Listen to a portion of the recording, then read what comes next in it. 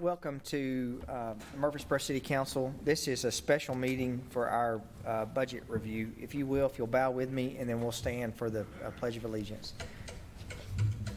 Craig, I found my phone. Sorry about that, y'all. Couldn't find my phone, so there it is. If you'll bow with me. Father, I thank you for this day. Lord, I thank you for the ability that we get to come here today to be able to talk about how we make the city of Murfreesboro better. Lord, we say a special prayer for the family that lost a loved one last night at the MTSU at graduation. Lord, it's sometimes hard for us to be able to have answers for things that happen, but we know that you have a plan and that you have a purpose. Lord, I pray for the family. I pray for those that were injured. Lord, I also pray for during a time of celebration that something like this overshadowed that. And Lord, I just pray for your will to be done. Lord, please give us guidance, give us the ability to make decisions that will be fitting in your honor. In Jesus' name we pray. Amen. Amen. Amen. I pledge allegiance to the flag of the United States of America and to the republic for which it stands, one nation, under God, indivisible, with liberty and justice for all. All right. This meeting is to go over our fiscal year 22-23 budget, and we will start with Mr. Tyndall. Yes, Mayor and Council, we are presenting the budget this year, Fy23 budget this year. It's a balanced budget. It reflects our continuing commitment to excellent customer service and is consistent with Council's priorities. It also takes a long-term perspective, and we used a guarded optimism as far as the general economy is concerned in making our projections and for both revenue and expenses. So with that, I will turn it over to Erin, who has a presentation. Thank you. Okay, so just a few budget highlights. Our revenues are projected at nearly $239 million, and expenditures are projected at close to $246 million. The difference between these two is just the amount of carry forward items from this year's budget to next year's budget. Our operating expenses show an increase of around $10 million for next year, and we also have an additional $12.5 million in one-time revenues and expenses in the budget as well. So we'll take a look next at our major revenues and then review the expenditures, including a high-level look at our supplemental requests. If y'all have any questions, please feel free to stop me at any time. Hey, Craig, are you getting that on our screens? Oh, sorry. You can go ahead. I can watch up there for a while. Okay. So starting with the major revenues assumptions, here's a look at our property tax, which is now our second largest revenue source. This chart shows our budget for this year, where we're estimating this year and next year's budget, which we used a 3% growth projection. This budget does not include a property tax rate increase. As y'all know, the property assessor completed their reappraisal process this year, and I believe most homeowners have received their new assessments in the mail. We have not yet received the new certified rate, though. And we do expect that to come in just under $1 at this point. So, Aaron, just to make sure, I know all of us have been answering questions about the reassessment. Can you explain how the reassessment works and how that works with our property tax rate? Sure. So when the assessor comes out and assesses your property, I guess the best way, Craig, help me explain on this. He's better at wording that. Right. Well, the assessor will make an assessment of all the properties, arrive at evaluation, and then make an assessment what they believe the property would be worth for tax purposes. And then every 4 years, and this would be one of those years, we'll go through a process of equalization, what that means is that the tax rate will be equalized such that even though the property is appreciated, the amount of revenues or the amount of property tax generally that people would pay will be the same as they paid before, which forces our rate to be dropped to an amount that equalizes that number, exclusive of new properties that were built. And that's how we arrive at a lower number. So that's a very large aggregated number. So some individuals, even though we drop our tax rate, might see a change in their tax bill. It's unlikely to go up, but it might go down. In theory, it stays really close to the same. So although you'll see a 30 or 40% appreciation on your property, that doesn't mean your tax for the year will go up 30 or 40% by any means. So that's the process of equalization.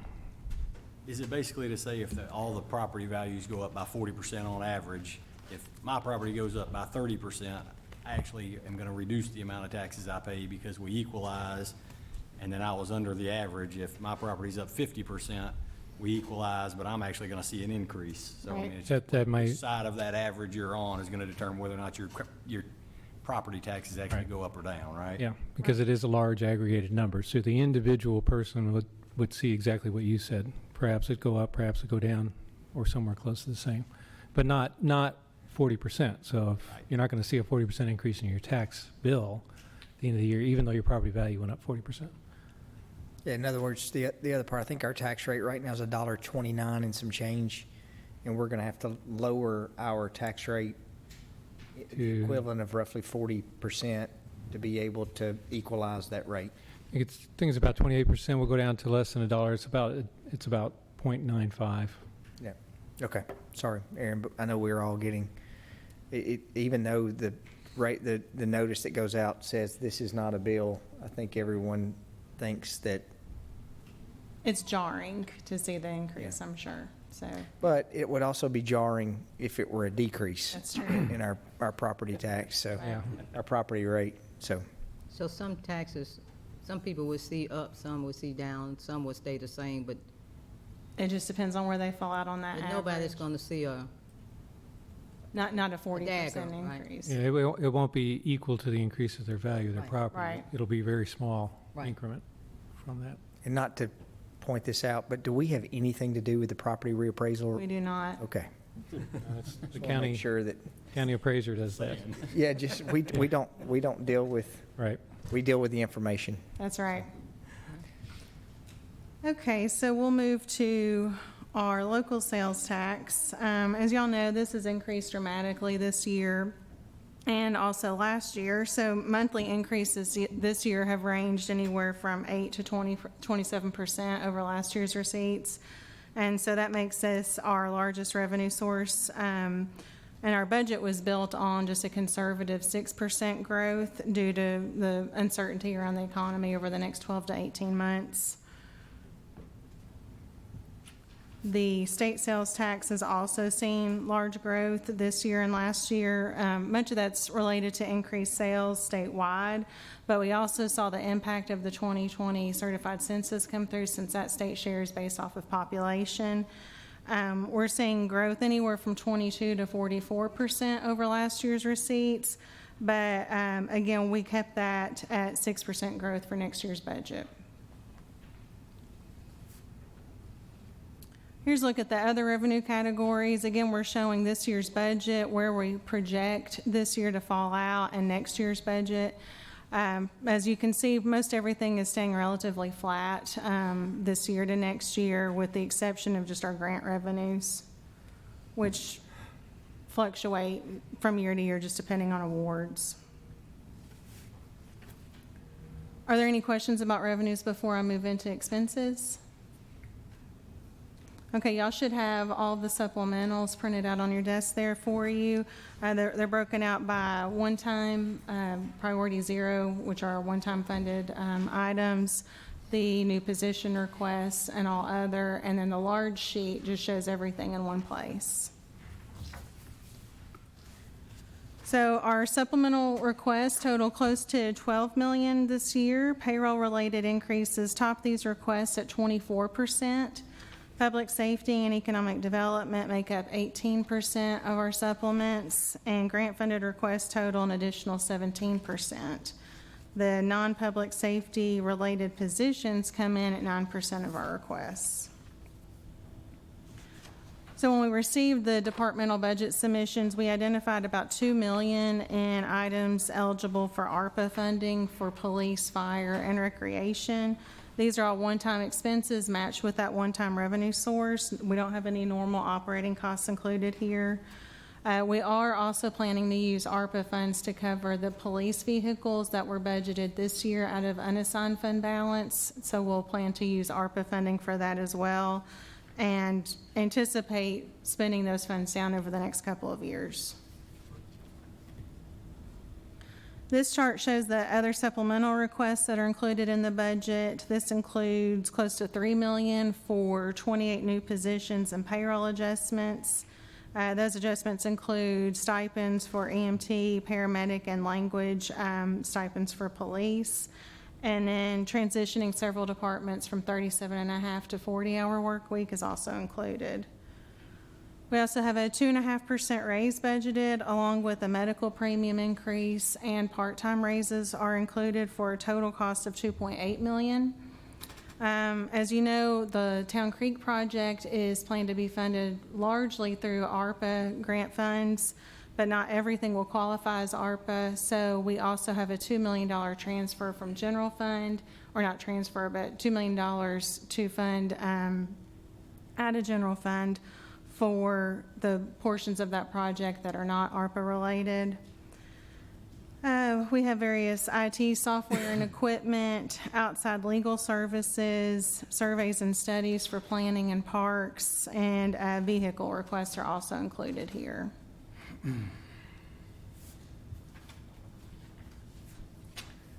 Since much of our focus this year and in next year's budget has been on personnel, I wanted to highlight a comparison of the 2 years so y'all can get a comprehensive look at what's been done to attract and retain our staff. So this slide gives a detailed look at new positions by function. This year and next year's budget show a combined increase of 51 positions citywide. Public safety makes up nearly 70% of that, while the rest of the city's divisions individually make up between 7 and 10%. Here you can see the impact of the current budget and next year's proposed budget on payroll. You can see the total impact of the 7% COLA that was approved in March was about $1.8 million for the last 4 months of the year, whereas annually the cost is around $5.3 million. In addition, the raises that council provided this year and the proposed full-time raises for next year total nearly $4 million. We have $500,000 in for part-time raises for next year's budget, and then due to rising costs, we have a medical premium increase both in this year's budget and are budgeting again for an increase next year. New positions and position adjustments made up about $2.2 million of the FY22 budget, and total nearly $3 million of next year's budget. May I ask a question? Sure. At one time, were we looking at the safety people, the fire and police, putting them in a different category as far as pay? Were we looking at a study or something? Wasn't that brought up last? No, we did that the previous fiscal year, I believe it was, or maybe a year before that. I don't know. At one point, we had done that. We haven't done. It wasn't a discussion for this fiscal year. We did do the evaluation of salaries for some, which included some police positions, and I think we made the adjustments that were necessary on that. So we weren't looking at a separate increase for public safety this year. We did do a separate increase in FY21. 21 it was, yeah, Yep. so a couple years ago. In the October of 2020 budget amendment. Right. Were there Thank any other? Okay. So as I just mentioned, the cost of medical care and prescription medicines have increased substantially. Our costs have gone up about 30% since last year. So this requires a premium increase to keep pace with the rising costs. In addition, we're in an effort to keep that premium increase as low as possible. We're budgeting to transfer $1 million from general fund to the insurance fund if that's needed to cover claims. Employee Services is also working with our benefits consultant to come up with cost savings plans that they'll bring back to you over the next couple of months as well. So this premium increase would go into effect in December for January coverage. And so it's not a full year effect. And the chart here shows the monthly increase, which ranges anywhere from $9.84 to $44, just depending on the employee's election. On a per pay period basis, that ranges anywhere from $227 to $1024 on a weekly basis, or $454 to $20 for biweekly payrolls. Here are several projects that'll carry over to next year's budget. We'll go ahead and pull those funds out of unassigned this year so that we're matching the revenues and expenses this year. Are there any questions on any of these items? These were all previously budgeted.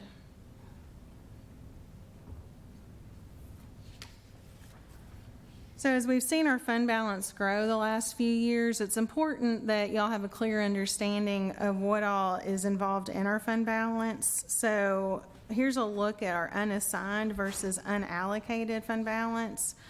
Based on our current trends, we anticipate adding to unassigned anywhere from 6 to 7 million. We ended FY21 at nearly 94 million and project unassigned to come in around 100 million at the end of this year. There is a distinction between unassigned and unallocated. So just so y'all understand, that unassigned fund balance is not all cash. We have anywhere from 20 to 25 million in accounts receivable at any given time. And then our fund balance policy requires 15 to 30% of budgeted revenues to be maintained in reserves. So as our budget increases each year, so does that reserve amount. So just going with roughly a 22%, just middle of the row, estimate on that reserve amount, that brings us to about 50 million kept in reserves, which leaves us with an unallocated balance of around 30 million. So I think that that's important to understand, that 30 million is what's really available.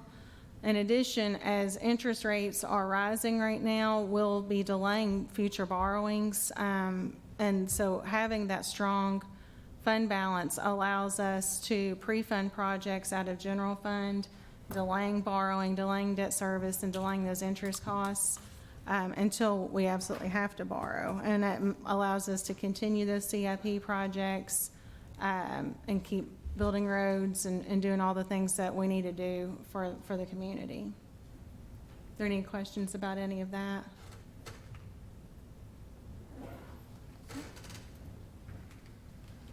So our next steps will be, next week we plan to have the public hearing and first reading of the budget, and then likely we'll have the second reading on at the June 8th workshop. Mayor, I'm sorry? on the requested budget supplements, Yes. this may be a typo. It says replacement truck with dump bed, Civic Plaza.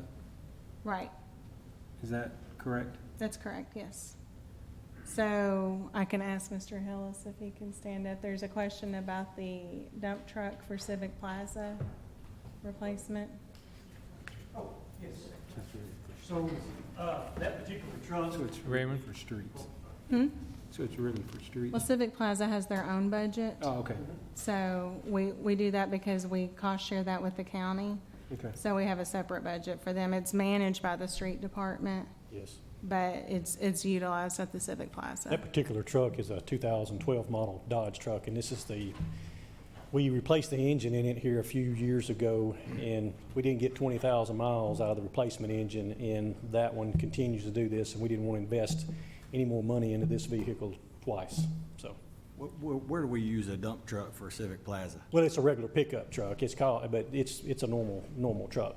So, it's obviously used down here at our street department, but the guys use it up here on the plaza, working around here, taking care of everything here.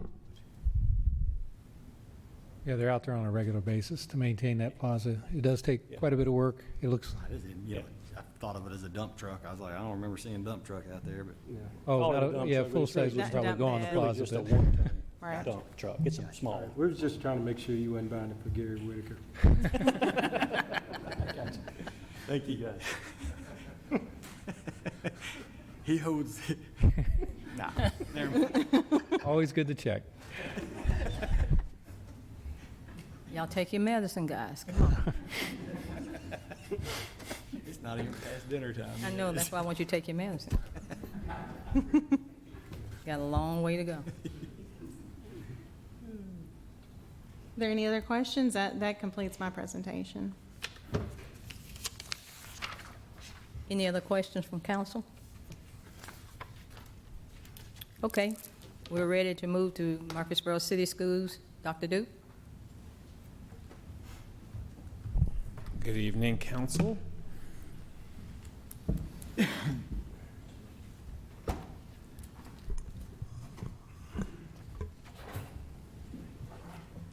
And hopefully my presentation will come up here in just a second.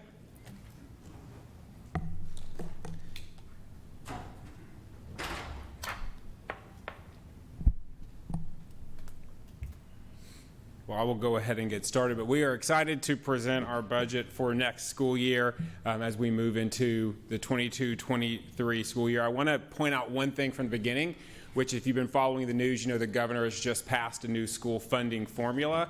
That will not go into effect for this budget. That will be our next budget in the 23-24 school year. So the numbers I present today and the information I present today is still correlated to the current education system, which is our basic education program. I believe most of you are aware we just developed a new 5-year plan for the district, our Empowering MCS strategic plan that we're very excited about. This was the driving force of the budget, along with a lot of stakeholder feedback. And that leads us to a couple goals that we set out to as we developed the budget. First, of course, is prioritizing our resources to make sure we maximize our educational outcomes for students. We have historically been a very strong performing district, and this budget continues to support that academically. We want to retain our personnel by continuing to offer competitive salaries and employment benefits. We're looking really closely, and you're very aware, as you have approved them, multiple grants we have received. So as we look at our budget, it's really about considering all of those grants in conjunction with our GP budget to address the needs of the district. And then we have set a goal of maintaining at least a 7% fund balance, and I'll talk more about that here in a minute. So as we looked at this budget, that was something that we kept in mind. When we look at our projections, obviously our students is what generates our dollars for us. Right now, we have 8,983 K-6 students in the district, with an additional 491 pre-K students. So we're looking at a total enrollment this year about 9,474 students, so close to that 10,000 mark. For perspective's sake, out of 147 school districts in the state of Tennessee, Murfreesboro City on its own is the 22nd largest of 147. Next year, we are projecting a K-6 enrollment of 9,094 and a pre-K enrollment of 451. That is only an increase of 111 students. That is lower than what we typically grow. We typically grow about 2.6%. This year, we grew over 5% as the students came back from being out with COVID. So we're looking at 111 growth, and I want to continue to say that's a really conservative number. And the reason it's conservative is we've done several things this year to help with, especially on the west side with our growth and capacity. We did a pretty aggressive rezoning on the west side to move families and students out of the Salem overall zone specifically. That also had us tighten up quite a few of our zone waivers. So if we had no growth just from new families moving in, we would expect that enrollment number to go down because of who we will no longer be serving in those schools due to our zoning policy. But we are still looking at that 111 growth based on our projections. So increased positions, these are really conservative projections, but we know at a minimum we'll need 4 new classroom teachers, 2 new special education teachers, 2.5 new ESL teachers, and 3.5 special area teachers. Again, we do expect that to go up some as our numbers increase and if they go up more than we are projecting. As I said, we did a lot of stakeholder engagement as we set the priorities for this budget. We started that back in January with in-depth meetings with principals, department heads, and teacher advisory council members. Of course, that then worked in coordination with our school board through about 8 hours of work sessions on our budget. And I want to thank one of our school board members, Ms. Barton, for being here tonight. And then, of course, we checked that with the alignment to our 5-year strategic plan. So I'm going to quickly hit the revenue highlights, and then we'll look at expenditure highlights for our GP budget. We are projecting an increase in our state BEP funds, which is our largest revenue system. The projections indicate an increase from about $48 million to around $50 million, which is about 5.6%. This, of course, is due to the increase in student enrollment. I will say we have received some updated projections that indicate, at this point we get these on a monthly basis, that indicate it could be higher than the $50 million, closer to $51 million. As Aaron mentioned, strong sales and property tax collection in Rutherford County has also assisted with us. So we have budgeted an increase of about 7% in our local taxes. And again, based on what our current receipts are for what we're collecting, this is a very conservative estimate on revenues for us. So overall, we're budgeting about a 3.4% total increase in our revenues from this current year. For some expenditure highlights, some changes to our budget, you'll see some increases in staff and capacity building, specifically around student behavioral supports. This was a priority need for most of our stakeholder meetings. This includes some additional positions to address those behavioral and social emotional needs of students. In addition, some repurposing of current positions, which we did to help address this need. Another major need was around our intervention programs as we continue to recover from COVID. So we did make some pretty significant adjusting to our staffing standards to make sure that all of our buildings had the support they need. One of the things I like to point out in Murfreesboro City is we have such a wide diversity of buildings. We have buildings with 340 students and we have buildings with 1,100 students. So we worked this year to really look at the staffing standards to make sure they had the supports they need regardless of the size. And a big part of that is through use of grant funds to help with that. We did make across-the-board salary adjustments to help with the cost of living increases, which I'll talk about in just a minute. And we made adjustments to our hard-to-staff hourly pay rates to attract and retain more of our essential classified employees, from transportation to custodians to ESP, school nutrition, maintenance. Those are hourly paid employees, and we did adjust those often above the 3% based on some salary comparisons we had done with other school districts and other businesses here in Murfreesboro. So we're looking at a total increase in our budgeted expenditures from this year of about 3.6%. As far as our cost of living raise, we are doing a 3% across the board to our standard salary schedules. That's going to cost us a significant amount of money, mainly because 88% of our budget is personnel. And so we know that that's going to be, anytime we make adjustments to our salary, it has a pretty significant impact on our budget as a whole. Well, I do want to point out that, as I tell our teachers, that as on the salary schedule as a whole, they will still get their step raises, which averages about 1.25%. So most of our average teachers and those on the certified salary scale will end up seeing a 4.25% increase. We also raised our new teacher starting pay slightly above the 3% to make sure we're competitive with some surrounding districts to $45,000. So this chart gives you a breakdown of our overall revenues and expenditure for our general purpose budget compared to last year. So you can see our overall revenues are projected at $93,793,000 with our expenditures at $96,765,000, pulling $2.9 million from our fund balance. So again, this is a 3.45% increase from our revenues and a 3.65% increase in our expenditures. I want to talk just a moment about our fund balance because I said at the beginning we do have a goal of maintaining at least a 7% fund balance. So our current fund balance is a little over $11.8 million per our last audit. We did move $863,000 for the one-time bonuses we gave for the inflation-related bonuses this year, which gives us a adjusted fund balance of about $10.9 million. The state requires a 3% fund balance minimum based on your expenditures. So for us, that's about $2.9 million. Our goal as a district to keep at least 7% puts us at $6.7 million.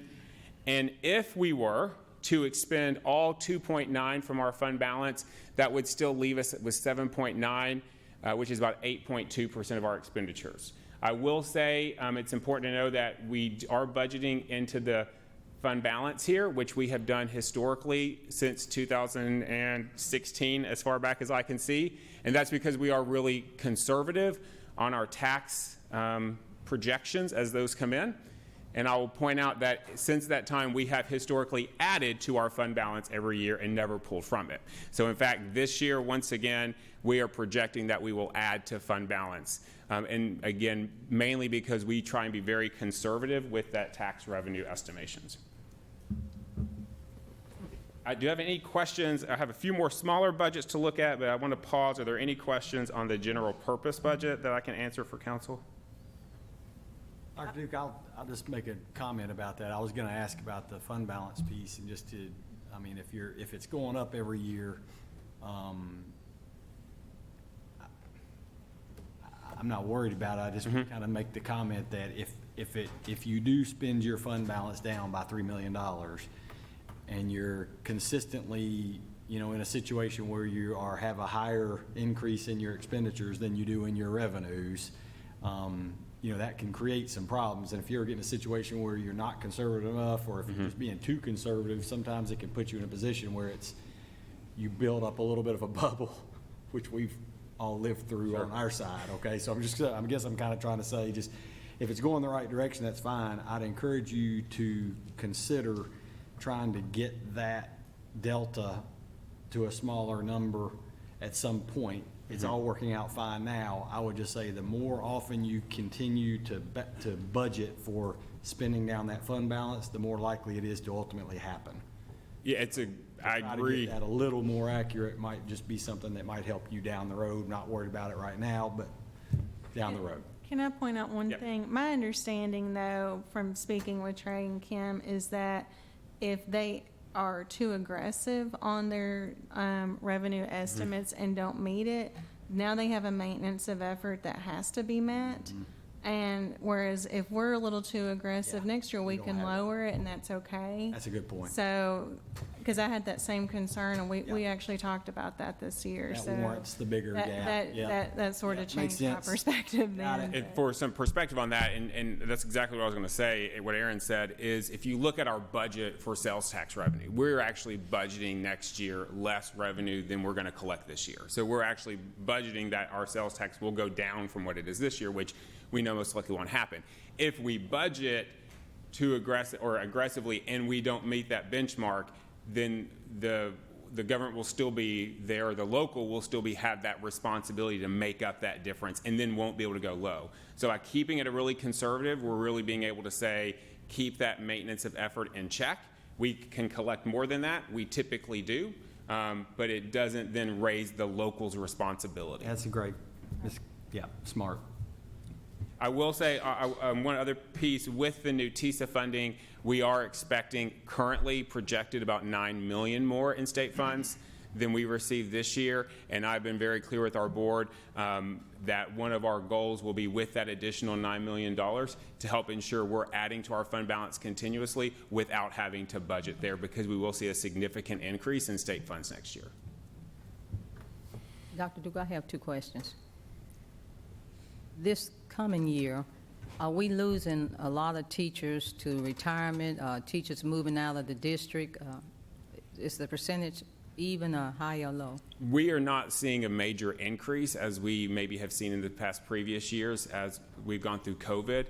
So I think we're sitting right now about 20 retirements across the district, which is very comparable to what we normally have. We will, by nature of the position, lose teachers, right? Many of our employees and teachers are females, and husbands may move for jobs and they go with them, or they may choose to stay home with their families. And so by nature of the job, that happens, but we are not anticipating and don't have any indicators right now that we will be losing large numbers of staff. Do we have trouble hiring teachers?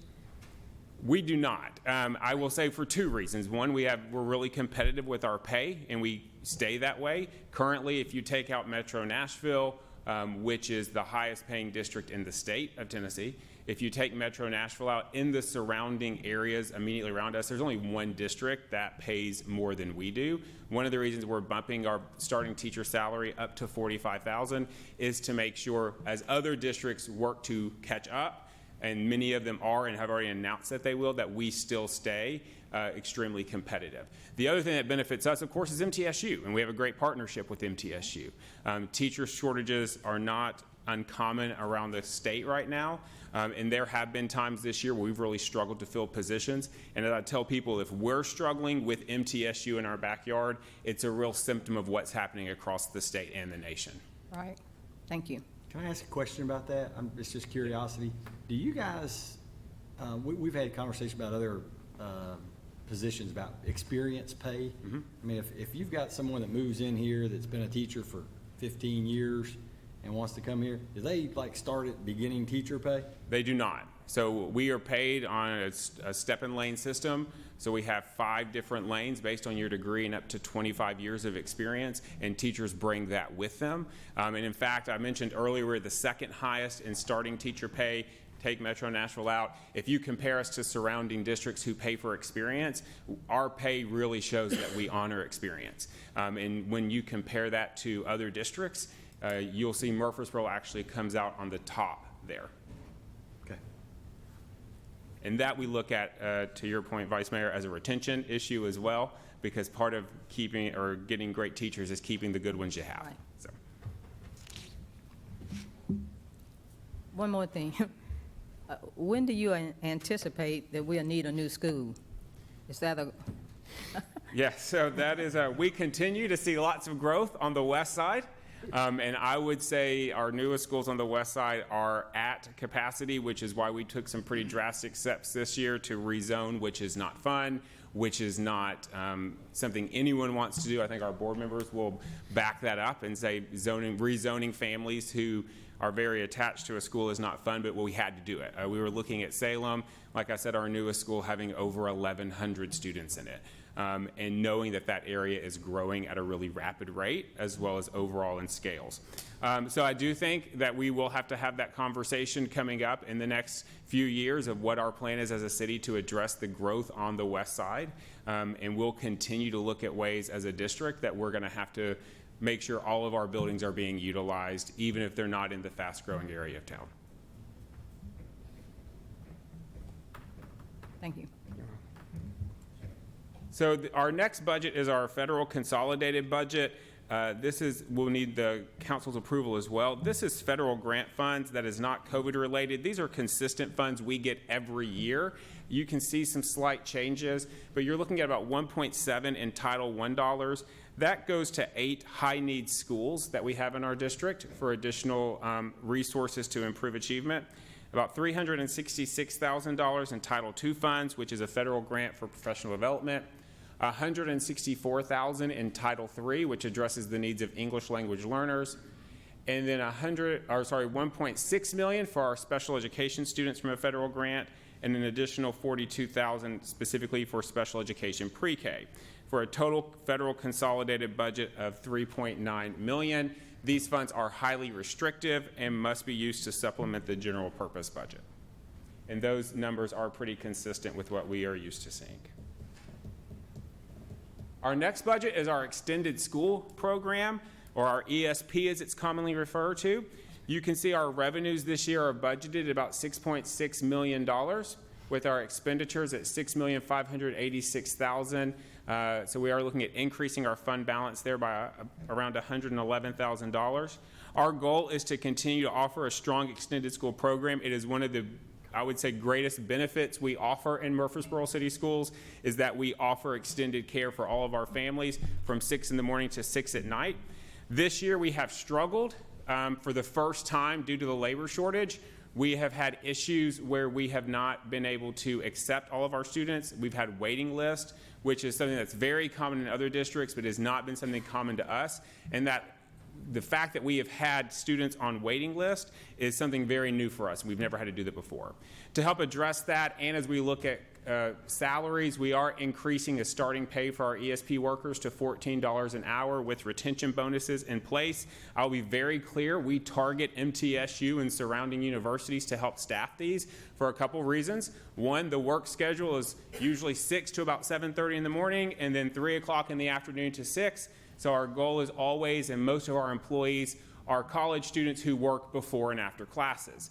Knowing that's who we are actually targeting and to help increase that, this year, this budget includes a tuition reimbursement of $500 a semester for any full-time college student majoring in education.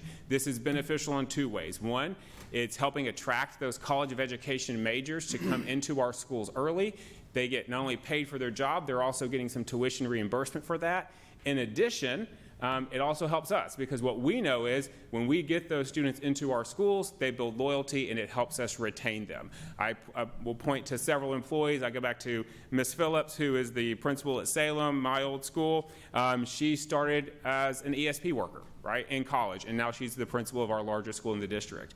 And we have those stories of people in leadership and in teaching positions all throughout our district. So we see a lot of value in making sure that MTSU is a really attractive partner for us in filling this need. Any questions or concerns? How equipped are we addressing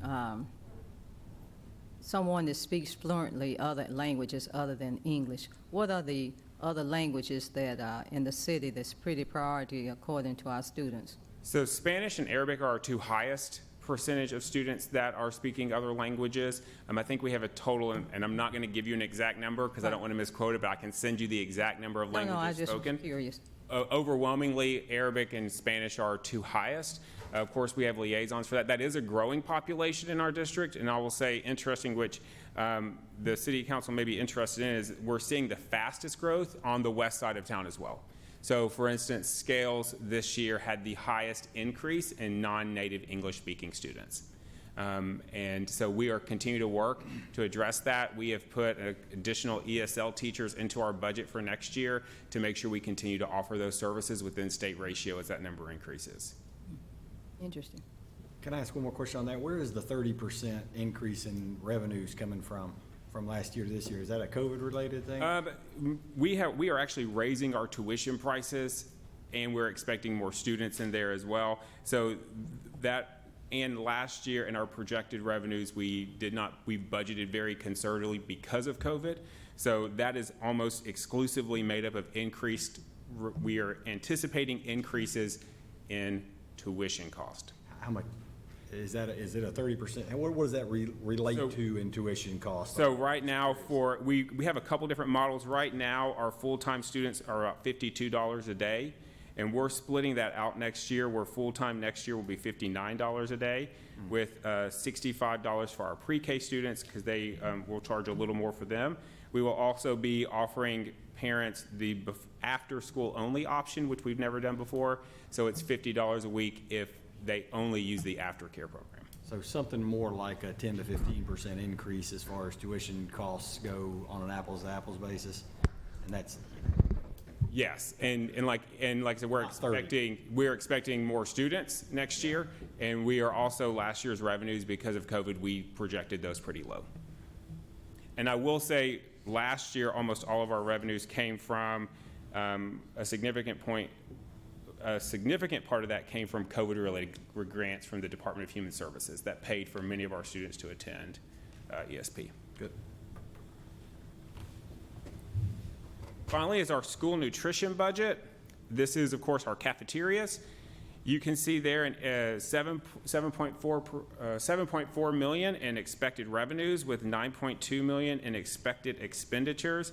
And again, it reserves for fund balance of 1.7 million. I want to point out a couple things here because, again, we are budgeting into the fund balance.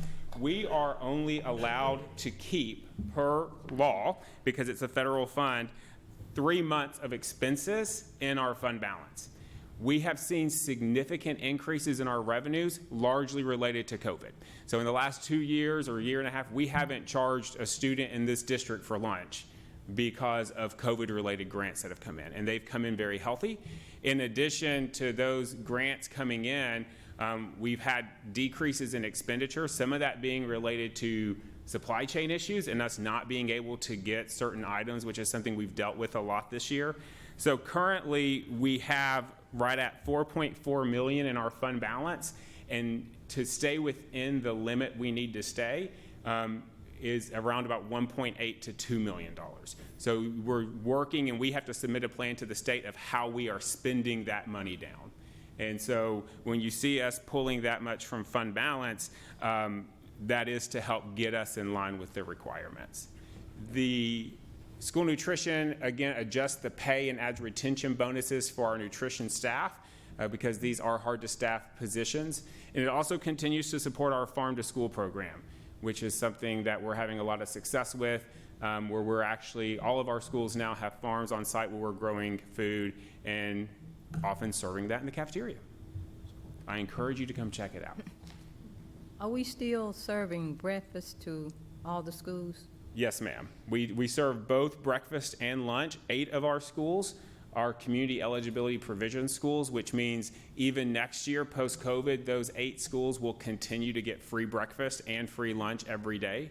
And then 5 of our schools will move back to where students can apply for a free and reduced lunch application, or otherwise will have to pay for breakfast and lunch in those 5 schools, which goes to the increase in revenues there. As beginning next year, we're going to start collecting lunch money, which we haven't done since before COVID. I know before COVID, when we were collecting for lunch, we were in a lot of debt, right?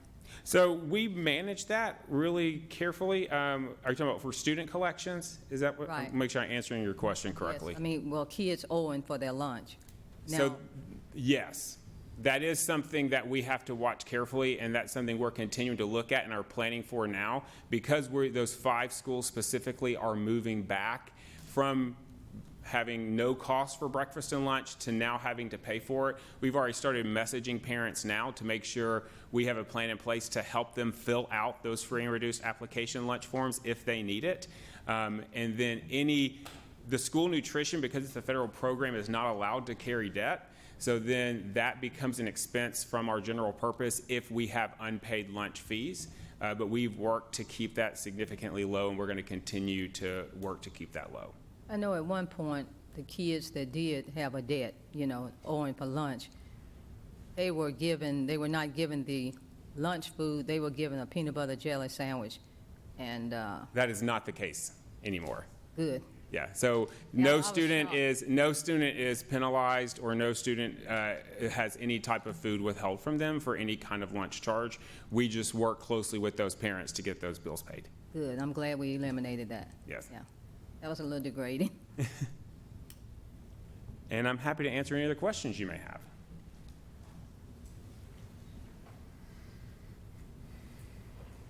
All right, thank you very much. Dr. Duke, you're doing a fabulous job, you and your team. Thank you. And we are so proud to have a director like you running our schools. You're doing a fabulous job. Thank you. Thank you very much.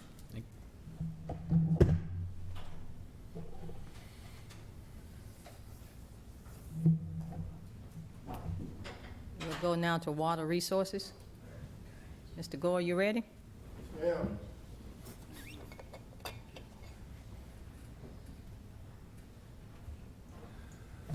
Good evening, council. Thank you again for the privilege to come up here and present to you another year's budget. We do have a balanced budget of $57,561,000. We are anticipating about $32.5 million in sewer revenue, $17.5 million in water revenue, some miscellaneous fees, and around $7.1 million in system development charges. That's effectively a capacity buy-in fee, an impact fee, if you will. On the expense side, we have around $19 million in water and sewer operation and maintenance expenses. We've got just almost 10 million in admin and billing and collection expenses. We have 8.5 million in capital expenditures, 9 million debt service, and we do transfer all of that impact fee money into a sinking funds and transfer those over to reserves. So we've got about 11.5 million of that in the expense category. So compared to FY22, we are looking at operating expenses going up about 9.8%. A lot of that's due to inflation and just cost of material, cost of chemicals, cost of power. To offset that, our capital expenditures has been decreased by about 24%. So our total expenditures, including the reserves, were only up about 1.2%. On the revenue side, we are looking about a 1.6% increase from last year on water sales. As you know, our water district is finite. It's not growing. We are surrounded by consolidated utility districts, so a lot of our growth we just don't have a lot of growth in water. This year, the growth is primarily due to that $1 increase on the minimum monthly fee. On the sewer side, that's different. We're budgeting about 4% more on revenue. Personnel-wise, we are kind of a net zero. We're adding 2 folks to operations and maintenance, but we're taking a position out of engineering, our EUM coordinator, and we are taking a position, out of admin was our EUM coordinator, and we are taking a GIS mapping specialist out of engineering. We do have, this is kind of our reserve expenses and sinking funds. So when we bring that money in, that system buy-in fee, we immediately take that as a revenue and expense and put it into the expense bucket. We've also got a future capital expenditure. That's kind of we actually use that kind of as our balancing function for a future capital expenditures sinking fund. And then we've also got sewer rehabilitation, our Northeast Regional Pump Station, kind of our ongoing lift station replacement and rehab, and our biosolids processing. We do have sinking funds set up for those 4 different projects for almost $3 million. Again, similar to what Aaron showed you, we have, per our audit, over $100 million in our working reserves, but if you look at how that's broken out, we do have to, by financial policy, maintain 12 months of operating and maintenance expenses. That's 28.6 million. On designated and committed projects that we've already asked for approval, we're around 31 million in committed and designated projects. So we really only have about 43 million in unassigned working capital funds. And that's nice to have because, again, it avoids going out and having to get any debt service. We can pay for some projects with cash.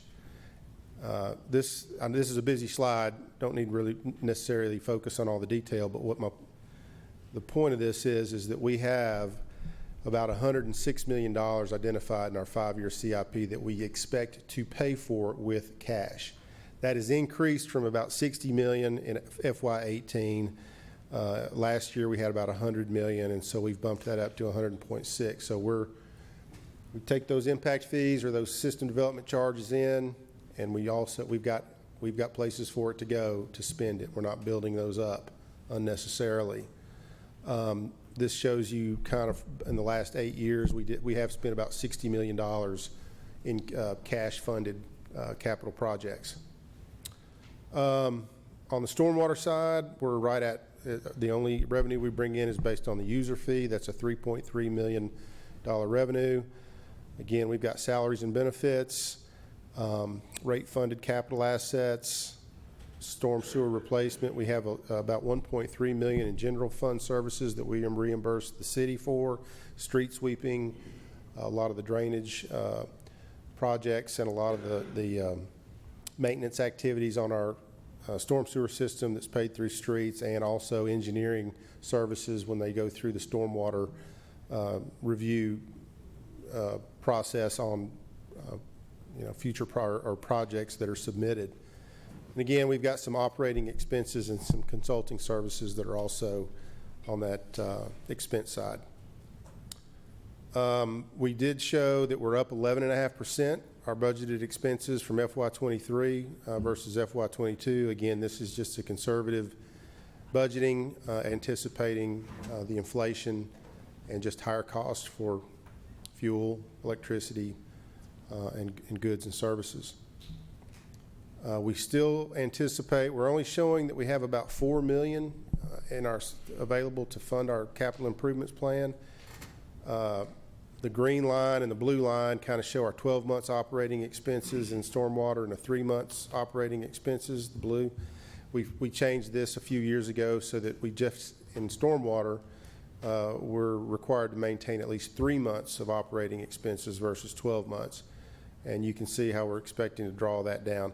I will say that we always budget.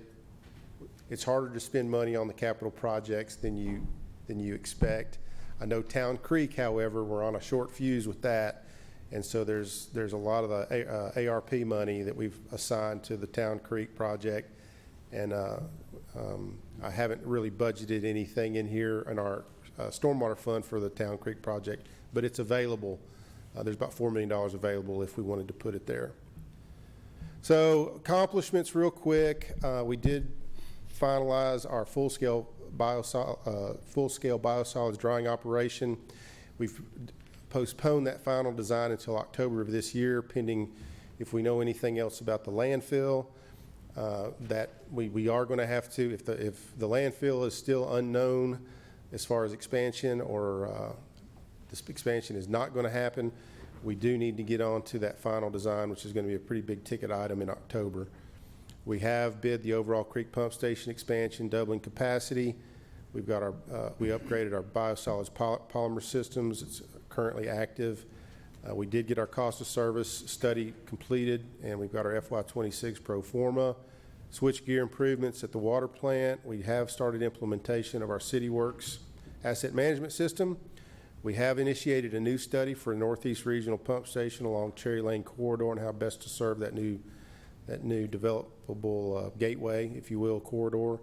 And we did initiate designs for a new water resources admin building, but it looks like we're in a potential contract to buy one, and we may not have to use those design services. Goals: initiate final design of the biosolids drying, design and bid that portion of Salem Barfield Interceptor. Right now we do have a kind of self-imposed moratorium on sewer connections in the Salem Barfield area. We are actively designing that. We want to have that bid hopefully by the fall and release that moratorium and allow new projects to come into that corridor. Again, get the Veterans and 840 interchange property, get that sewer built, or at least design and bid this year. Get the construction of the overall creek pump station going, bid the force main component.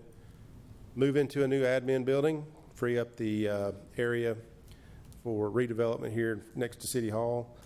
Get that substantial design complete for daylighting Town Creek, and get our MPDS permit application expanded, or at least get some direction on how we're going to potentially expand our water resource recovery facility.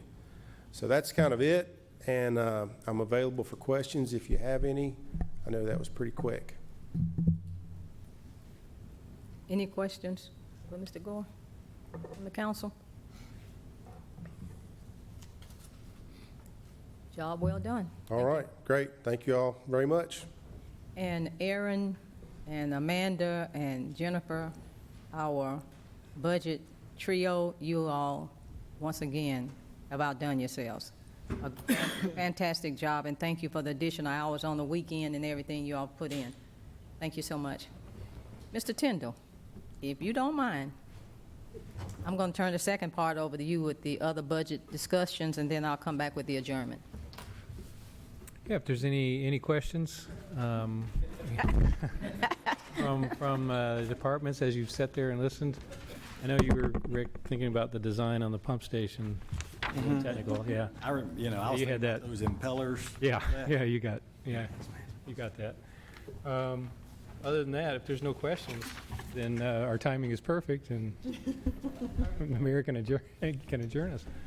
Are you- Hey, we'll make another announcement at the 6 o'clock meeting, but Chief Bowen is back in the back, but Larry Flowers just announced that with the shooting that happened at the Riverdale graduation last night at MTSU, that they apprehended the shooter. It's a 17-year-old juvenile in Clarksville, Tennessee. So, yeah, but anyway, we're blessed to have the law enforcement officers that we have in Murfreesboro and Rutherford County. It was a collaborative effort, and the individual is in custody. So, So we at the end for the adjournment now. okay. We got through it all. Y'all didn't raise taxes, did you? Find out when you get your. In your name. Okay. All right. Can you get a motion to adjourn?